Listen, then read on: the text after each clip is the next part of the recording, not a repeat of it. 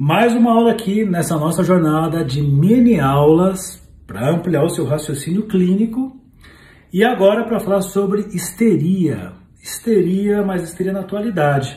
Um assunto muito importante, um assunto que eu me debrucei várias vezes, por vários anos estudando. Por quê? Sempre recebi aquela ideia de professores e alguns livros que as histéricas, os histéricos não existiriam mais, que eles tinham ficado ali na época do Freud, que eles teriam desaparecido. Não existe mais o histérico. Ué, então tá. Só que nos atendimentos eu escutava essa posição histérica, eu escutava esse discurso histérico, esse discurso da insatisfação, esse discurso de furar o outro, de tirar a potência do outro, de tirar a potência do analista. E eu ficava ali, caramba, mas eu consigo escutar a histeria aqui, mas o que eu posso falar, né? Até que um dia eu me deparei com um livro do Christopher Bolas chamado Histeria.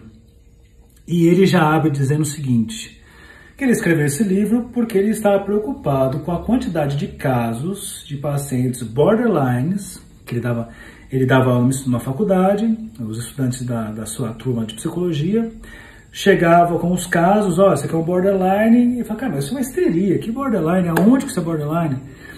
E aí então ele começa a pensar assim, a quantidade de casos claramente histéricos que são tomados como casos borderline.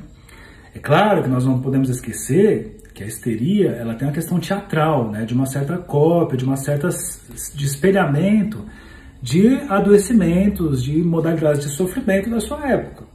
A nossa época não é mais, né, se a gente for enxergado, que era a época do Freud.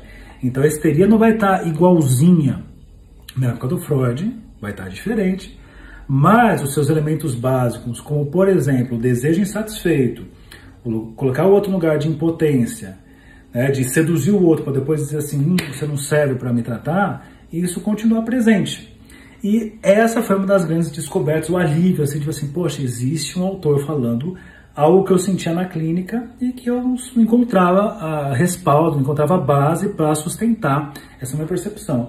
E aí foi interessante que vários casos realmente que eu atendo e atendi, e que muitas vezes chegaram assim para mim, como sou borderline, fui diagnosticado como borderline, eu escutava, e claramente ali eu tinha um caso de histeria. Mais uma vez, é necessário fazer uma leitura, trazendo aqui para os nossos dias atuais. O Christopher Bolas, então, ele é um cara que vai fazer um percurso gigantesco, passando por vários detalhes do que seria a histeria.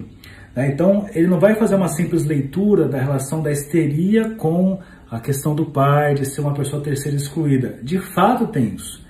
De fato temos uma posição que, inclusive, pensando em aulas anteriores de hoje, quando eu falo das intervenções sobre a transferência, do caso Dora, você tem ali a questão do terceiro excluído, que é um lugar que a histeria procura muito.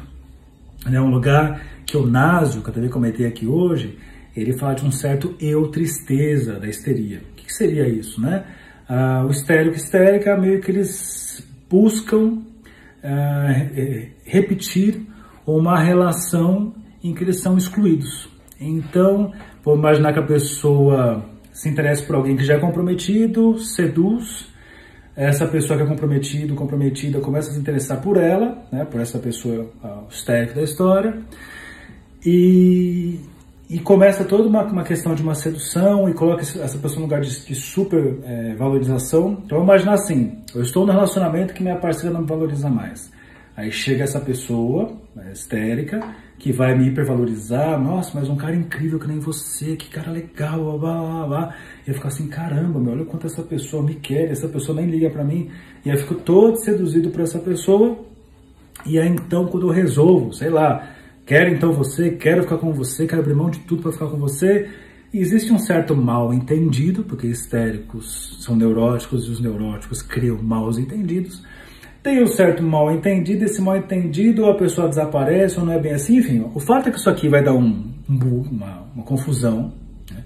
Tipo o filme Beleza Americana, quando finalmente o Kevin Spacey vai para a cama com a garota do filme, o que acontece?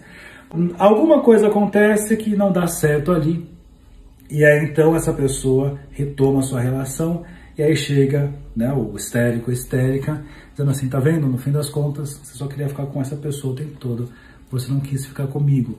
É quase uma satisfação em ter sido excluído, ter sido excluída de uma relação.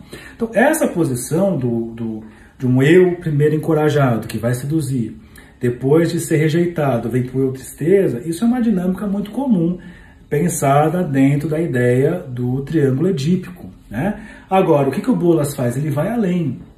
Ele vai mostrar a histeria, né, bases da histeria, na relação da criança, né, da pessoa com a mãe. Ainda nem o pai presente na história, mas de uma certa recusa por parte da mãe de transmitir para a criança, para aquela pessoa, algo, né, como poderia dizer assim, da sua personalidade, algo da sua sexualidade. Existe algo que não é transmitido para aquela pessoa, fica privada disso. E é muito interessante, a sexualidade é uma marca muito forte na histeria, porque justamente é o que falta, é o tal do brilho do rubi. O rubi é vermelho porque a pedra absorve todas as cores, exceto o vermelho que é refletido. A histeria fala o tempo todo de sexualidade, reflete a sexualidade, que é justamente o que falta a ela. E aí o Bolas vai muito a fundo ao ponto de chegar em casos bem difíceis, como por exemplo casos de anorexia, que ele vai entender como pessoas histéricas. E ele traz uma situação muito curiosa, em que é uma mulher muito debilitada, cadavérica, e fala ali do médico desesperado, a mãe desesperada, o pai desesperado, eles ali fazendo de tudo, e ela ali continuando no seu estado ali de uma certa definhamento e de uma certa satisfação em ver essas pessoas ali tentando fazer algo e sendo insuficiente. Ela continuava no seu processo.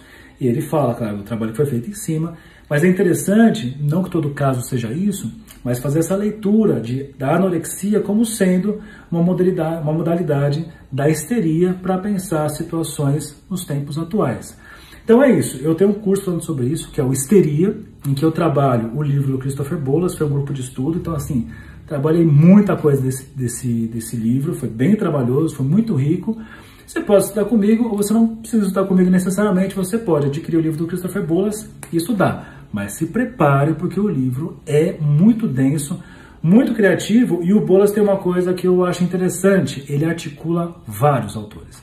Então ele diz assim que vai usar Freud, Lacan, Klein, Winnicott, mas ele usa Fairbairn, usa André Green e usa vários outros. Então fica a dica, ou pode estudar comigo, ou você pode seguir sozinho. Mas é isso, bons estudos e daqui a pouco teremos mais uma aula. Até já já!